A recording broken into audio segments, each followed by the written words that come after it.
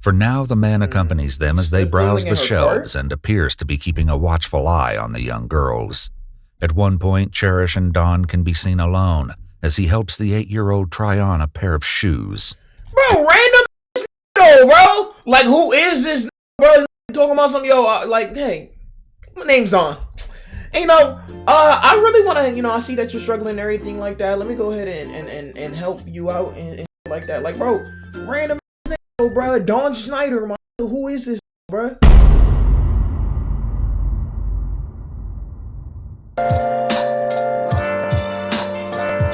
Where have you been? This one is a true crime video. It's called Child Predator's Van Leads to Horrifying Discoveries. It's a 22-minute video. That's the last video for tonight. Let's go ahead and watch this last video tonight, bro. I'm at Walmart. I think my daughter's been taken. What do you mean? Random Stranger. mom try to hit a child abduction in Walmart. Sick mother, bro. I don't want him to kill her. I don't want to be one of those parents that are going through this.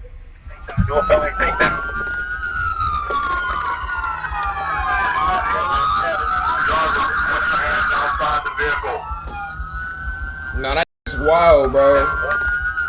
Bro has a van too, bro. Is the victim there as well?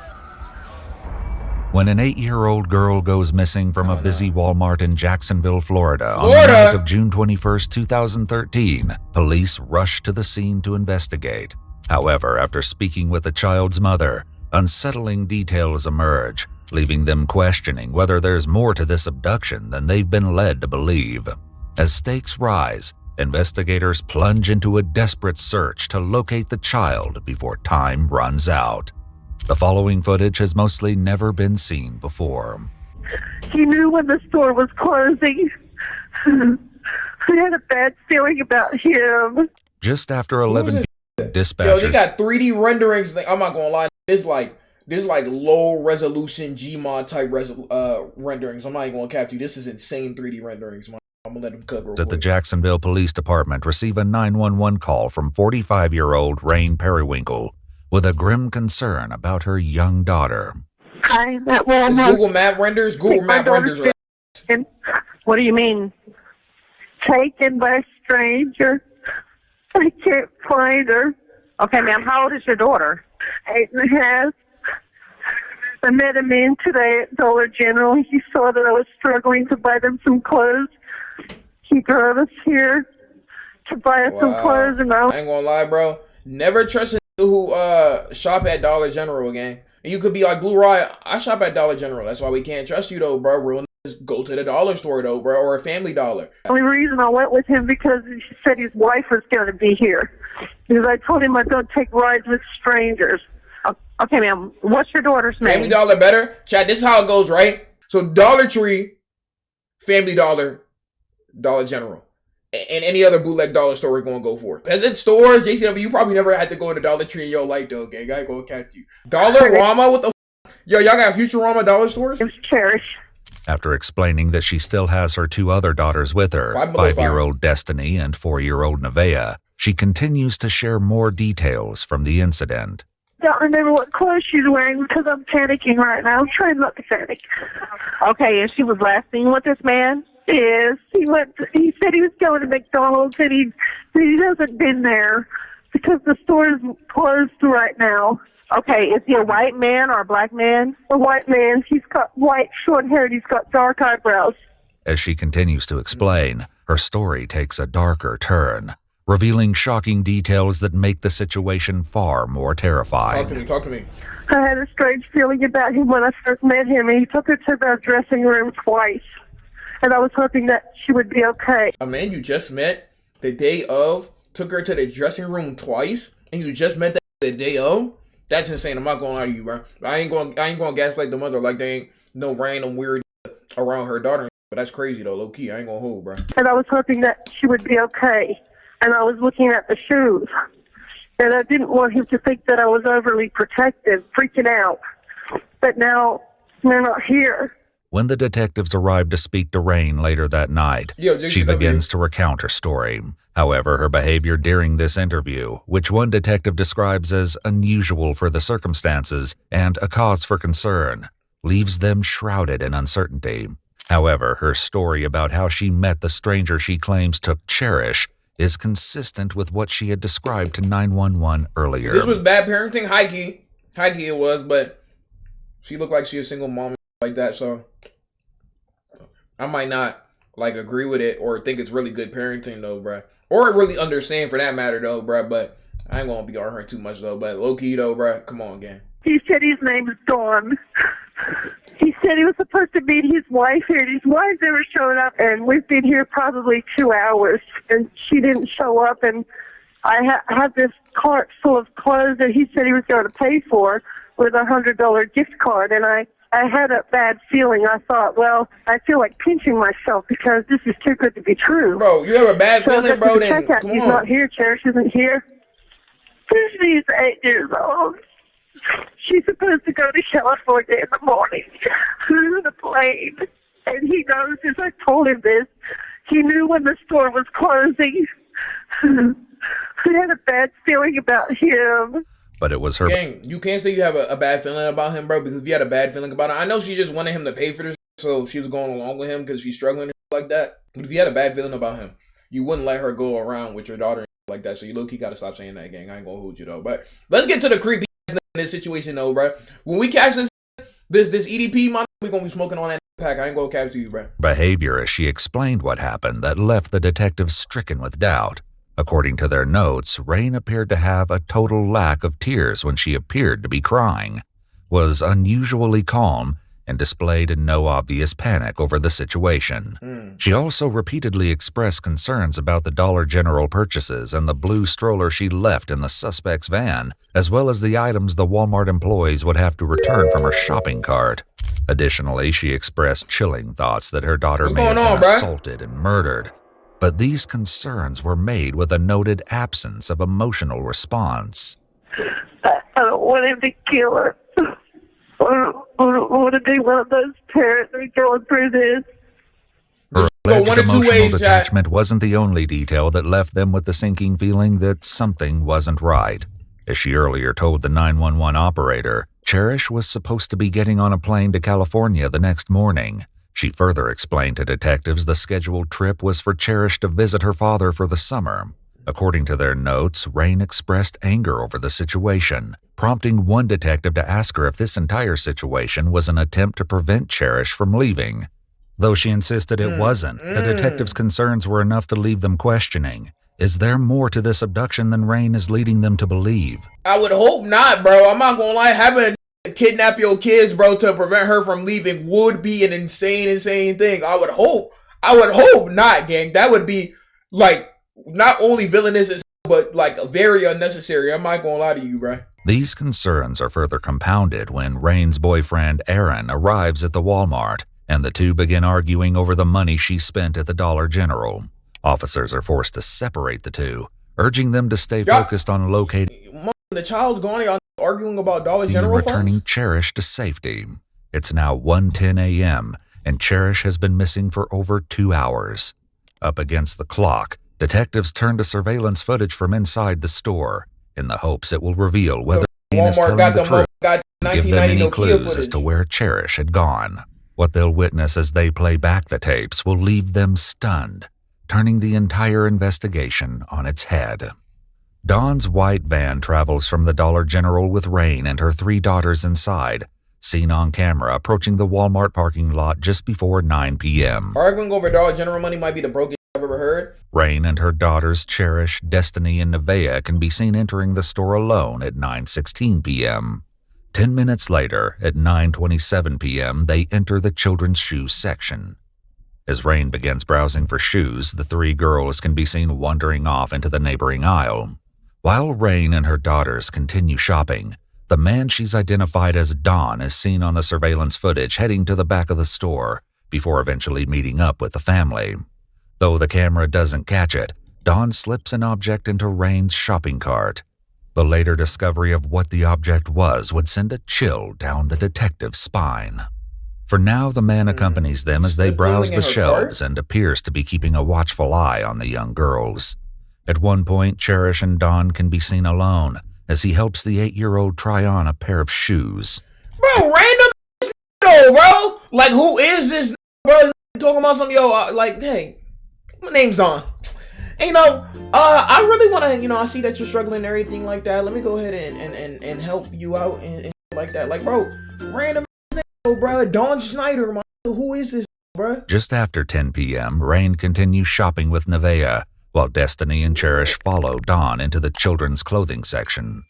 After disappearing from the camera's view for nearly 10 minutes, they finally re-emerge and are seen following Dawn through the aisles while Rain continues looking at more shoes. Over the next half hour, the girls can be seen interacting with Dawn and weaving through the aisles, while Rain continues to look at clothes. Although their interactions have appeared innocent so far, it's Dawn's next move that leaves the detectives with a growing sense of dread. At 10:38 p.m., just over an hour after first entering Walmart, Cherish can be seen following Dawn back into the shoe aisle alone. The two speak momentarily before Cherish eventually returns to her mother, speaks to her briefly, and rushes off to join Dawn once again. According to Rain, she overheard Dawn ask Cherish if she wanted to order cheeseburgers from the store's McDonald's restaurant, and she allowed her to go with him. The two make their way to the front of the store and stop in front of McDonald's. However, it's clearly closed for business.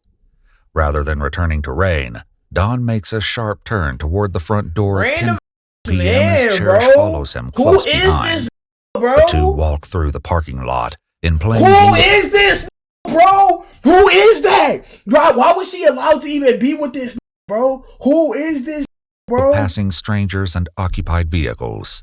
2 minutes later, at 10:44 p.m., Dawn's van is seen pulling out of the parking space before driving down a dark alleyway and exiting the store onto the main road. Meanwhile, Rain seemingly has no idea her daughter has left the store and continues shopping with her two young girls for another 15 minutes. Alright, chat, I wasn't going to try to say it because I'm going to say I'm victim blaming and shit like that, though, bro. I don't give a f. Rain is a horrible mother. I'm not even going to lie to you, though, bro. I'm not even going to cap to you, though, bro. I don't know situations or whatever the case may be, though, bro. But this random man takes your child in just random areas throughout Walmart that you met that day of and like that, though, bro. And you're just shopping for another 15 minutes without knowing that your daughter is still gone, though, bro. Like, this is insane. I'm not even gonna lie to you, though, bro. I don't know, Chad. I know a lot of single mothers. I don't know too many single mothers who would low-key do this, though, bro. If anybody's mad that I said that, though, bro, I'm not even gonna hold you. She should have made better choices. I ain't gonna cap to you, man. The store announces it's closing, and at 11:01 p.m. Yeah, a white van. We ain't seen the vehicle. Didn't they say they was riding in his vehicle earlier, or they had like went with him like that? He's driving a white van, bro. Destiny and Nevaeh finally head to the front of the store to look for Cherish and Dawn, but despite their efforts, they're nowhere to be found.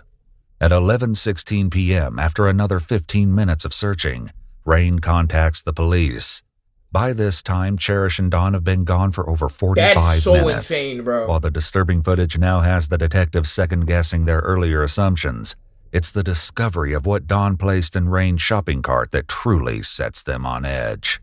An ominous coil of rope, seemingly without purpose, was left behind by the suspect.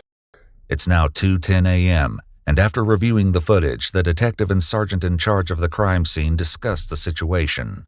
They decide that there's enough evidence to support a kidnapping, and at 2:30 a.m., over 3 hours since Cherish was last seen, the Amber Alert process finally begins. The delay has stolen precious time, and now the clock is ticking faster than ever. With every second meaning the difference between life and death, they must race against time to uncover the identity of Dawn and locate Cherish before it's too late. Using the Jacksonville, Florida mugshot database, a possible suspect, 56-year-old Donald James Smith, is identified.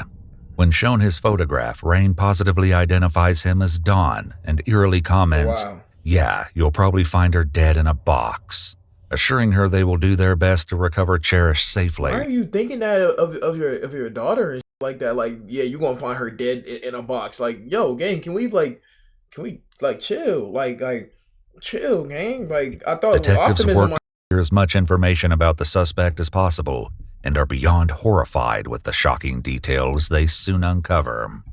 Donald James Smith, a registered offender, has a harrowing list of priors spanning 3 decades.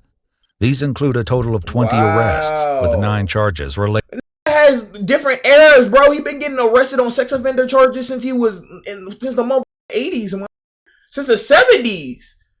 Been doing this 3 consistent decades though. Yo, I ain't gonna lie, chat. Low-key, rehabilitation be chopped sometimes. I ain't gonna lie to you though, bro. I don't feel like like offenders like this, bro, can be rehabilitated. I'm not even gonna lie to you though, bro. Honestly, bro, ain't learning. Why y'all keep giving bro chances, gang? Bro has this many mugshots on sex offender charges, bro. Related to criminal acts involving children. His long history includes theft, fraud, burglary, possession of illegal substances, sale of obscene materials, multiple lewd acts in the presence of... Bro, just off this, bro, just keep that, like, out. Just keep that, well, in. Keep him in, bro. Children, assault of a child, and attempted kidnapping. The most jaw-dropping revelation was that Don had been released from prison just 21 days ago for attempting to impersonate a Department of Children's Services agent in an attempt to lure a young child away from her grandmother. Like, bro's consistently trying to do this. Bro has not learned his lesson. Like, this is something very consistent that he keeps trying to do over and over and over and over again, bro.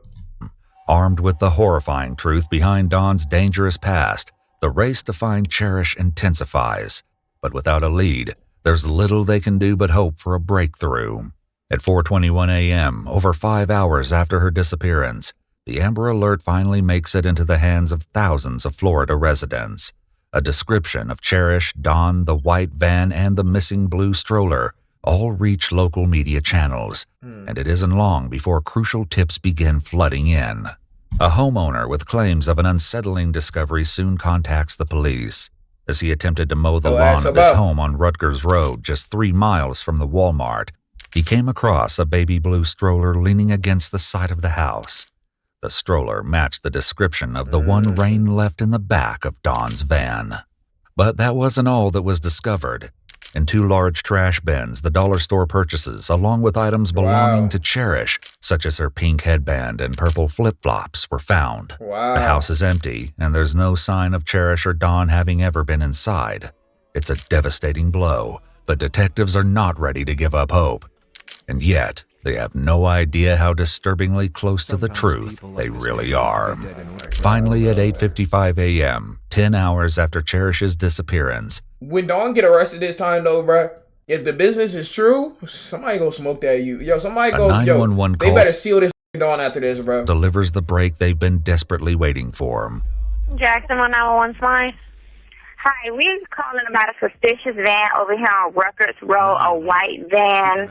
It was parked behind some bushes really deep, and then we heard that it was a 8-year-old girl. Rutgers and where? Rutgers and behind Highlands Church. Behind Highlands Church. Can you give me the nearest cross street of Rutgers? Broward. Broward? Yes, ma'am, and it was a white van. It's not there anymore, but we don't know if he dumped anything because we heard a girl just got abducted from Walmart. Right. So we're not sure if that's the van, but the white van was pushed all the way to the back of the bushes this morning. The caller's tip ignites a surge of hope, as Highlands Church is just 1 block away from where the stroller was recovered. While en route to the location, officers are hit with a stunning stroke of luck when the suspect's white van is seen driving southbound on the highway. They begin to coordinate a high-stakes takedown, fueled by the knowledge that Cherish may still be alive inside and just within their grasp. 33 is second. That van just passed me at 95 heading south at Sun Avenue. I'm right behind you, Gene, Papa 110. 112 to that unit. Do not stop the van until we get resources to you. If you can, stay back from it. Keep them from seeing you. HQ, what's the status on the area and other zones? I want everybody available heading towards the interstate. We're now passing Edgewood, still heading south. Emergency equipment engaged. Speeds are 58 miles an hour. 791, y'all do it on this bridge. Man, trying to do a high-speed chase in a white van, bro. Right here, that way you can't run somebody on catch foot. that, bro. 170 to K9, we got that entrance ramp closed off. Let's go ahead and blue light them as soon as we get past this entrance ramp. Now in position, with exits blocked and nowhere for the suspect to escape, officers blare their lights and sirens. Tensions run high as they brace themselves for the uncertainty of what comes next. 170 vehicle pulling over. Yo, got this, bro. He can't go nowhere, bro. He can't even take an exit if he wants to, bro. 170, I want a felony takedown. Do a felony takedown. Get this out of there, bro. Driver, step out of the vehicle. Face away from us. Keep your hands in the air. Stop. Take 2 steps to the left. Face away from us. Take 2 steps to the left. Put your hands in the air. Walk backwards to the sound of my voice slowly. Keep walking. Keep walking. Keep walking. Man, I was about to say something crazy though, bro. But just the way y'all be accidentally like needing necessary force and like that though, bro. I'm gonna leave it at there. I'm gonna leave it at that though, bro. Keep walking. Keep walking. Stop. Take 2 more steps to the left.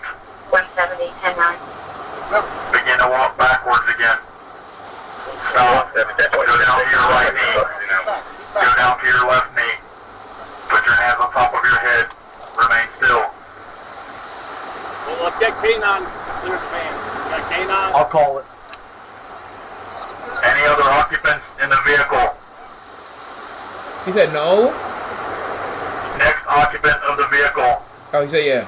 Take your hands and stick them outside the vehicle window and/or door. Officers wait with bated breath, hoping to see Cherish emerge. Any other occupants of the vehicle, identify yourself now. The K9 unit will be approaching. Stand by. Back up, man. Back up, K9. Any other occupants Oh, of the vehicle? chat. I'm actually like, this is a case where I'm actually like, bro, I don't know. I'm like, I'm hoping the person in the vehicle's her. The K9 unit and officers approach on high alert with no idea what could await them inside.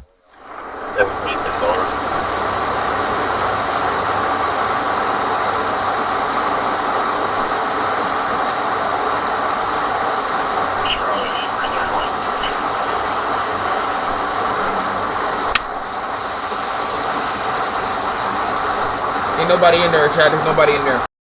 Bro, there ain't nobody in there, chat. There's nobody in there, bro. AQ 170. 170. Suspect in custody, 1077, clear as hell. There's nobody in there, bro. Over, trying to open 95. There's no sign of Cherish inside. God, bro. Despite the tragic setback, officers relentlessly question Don for answers, who claims Cherish jumped out of his van at a stoplight and ran away. Though hopeful this could mean Cherish is still alive, detectives are immediately suspicious, as Don's pants are soaking wet. Oh my God, He bro. insists he's only sweating as a result of recent substance use, but officers aren't buying it. With the knowledge that Highlands Church, where his van was earlier spotted, sits just beside a creek, only a block away from where the stroller was recovered, they quickly send the K9 unit out to investigate. For now, refusing to answer further questions, Don falls I don't like silent. where this is going, bro. Their only hope is to take him in for going, questioning bro. and break through his lies before. Please stop making like mistakes with this. Please seal this, bro. In fact, DP, bro. DP. No matter, bro, what way this case goes, DP, bro. DP, bro. Or it's too late. Little do they know he'll soon make a horrifying admission.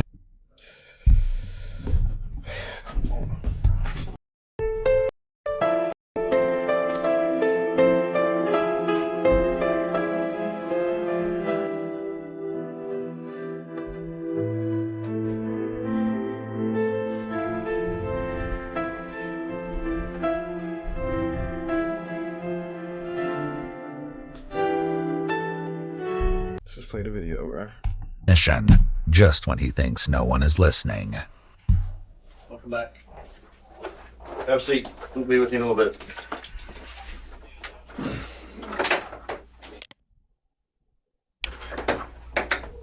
Stand up. Turn.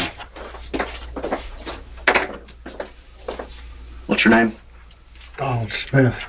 Donald, you are a bitch.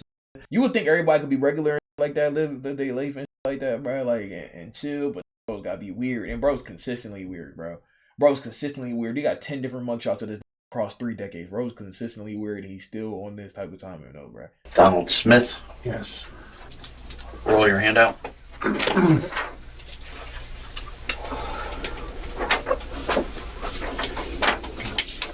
I'm not gonna lie.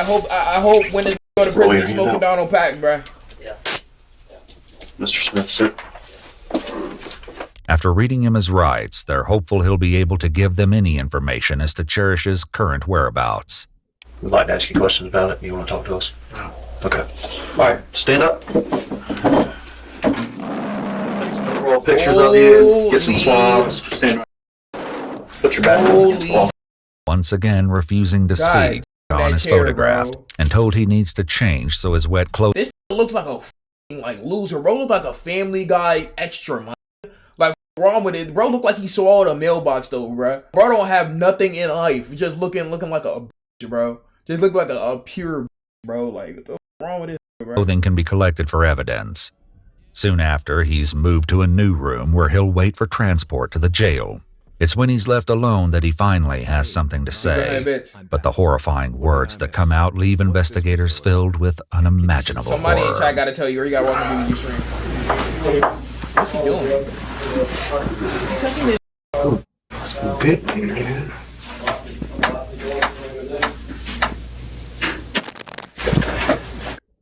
Bit me.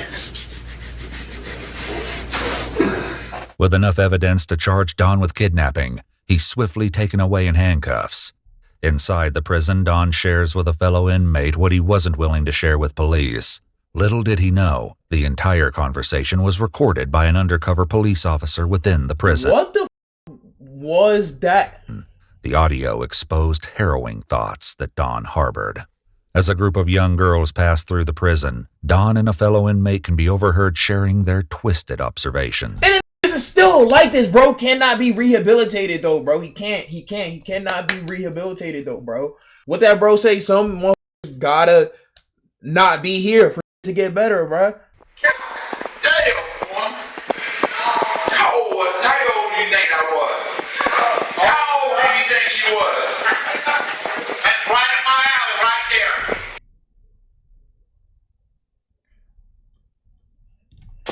Huh? That's my target area right there. That's what I go after. Well, you have fun with that one. You would keep that one locked. I thought they low-key, they smoke in prison for these type of. Stop back here. Yeah, I'd like to run into her at Walmart. Cherry got some blood on her? Yeah? Damn, boy.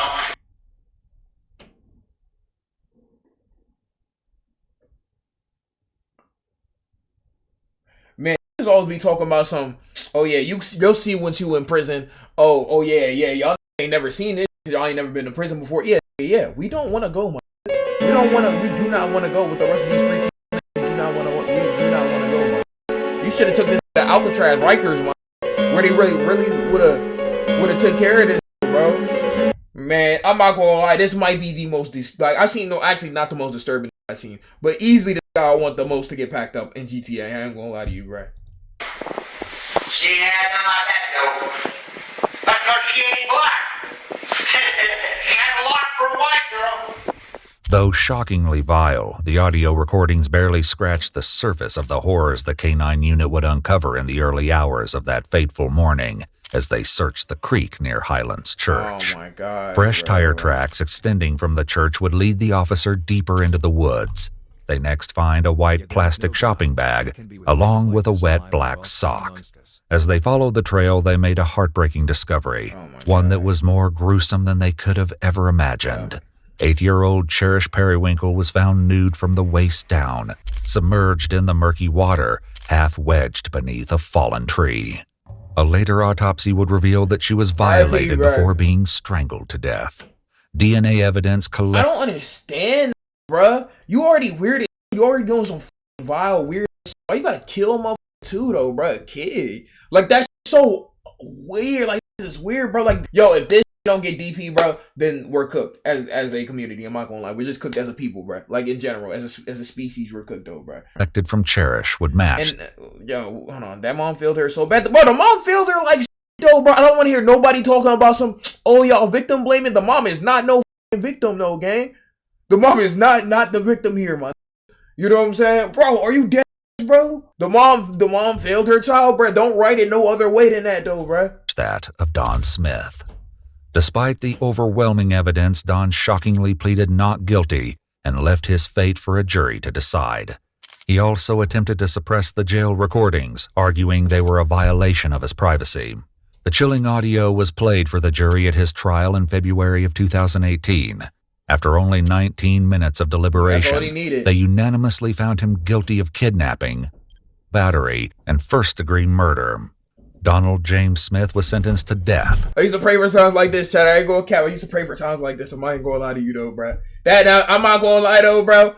That's how you sentence it, though, bro. Get that out of here, bro. And first-degree murder. Donald James Smith was sentenced to death and remains incarcerated at the Union Correctional Institution in Ryford, Florida, where he awaits this sentencing to be carried out. Rain's other two children, Nevaeh and Destiny, were removed from her custody following Cherish's Let's go! Terrible mother, man. Let's go, though, bro. That's why I see that. Now, that's what I like to see, man. That's why I like to see, man. Police department, y'all did it with this one. I ain't gonna hold you, bro.